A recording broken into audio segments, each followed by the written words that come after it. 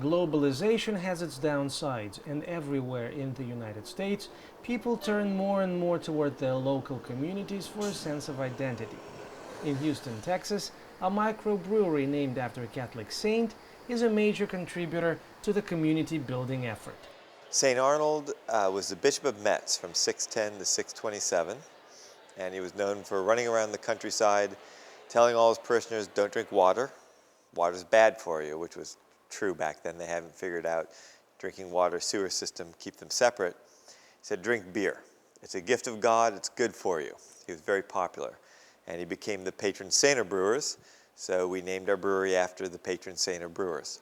The brewery has been around for 16 years, and all this time it has supplied Texans with fine craft beer that successfully competes with major brands. Heineken and Bud Light, that's something called beer. What we do has nothing in common with what they do. The biggest difference are our ingredients. We only use 4 ingredients: malt, hops, yeast, and water. So we don't use rice and corn. We don't use any kind of adjunct in the beer. So that's the biggest difference that you'll find. The next big thing is we don't pasteurize. When you heat it up to pasteurize it, some of the subtle flavors, they just go away. They're not, they're lost forever. But what is driving the brewery and its founder is the sense of serving local community. When I opened the brewery, I had 2 goals.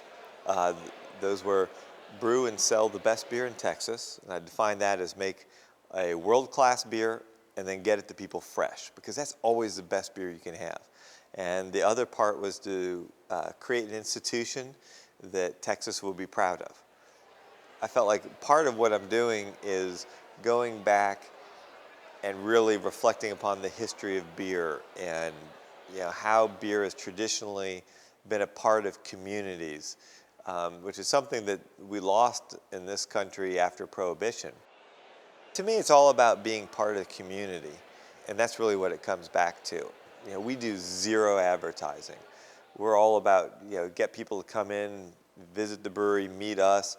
We'll talk to you about the beer, and once they start to understand the differences of what we do versus what the big breweries do, there's really this connection that they have with us, and it's incredibly gratifying.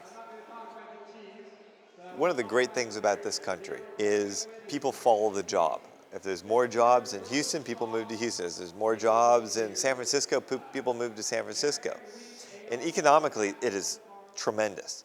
The downside to it is it used to be that everybody lived in the same community and you felt compelled to behave well because if you did something wrong, it reflected on your whole family.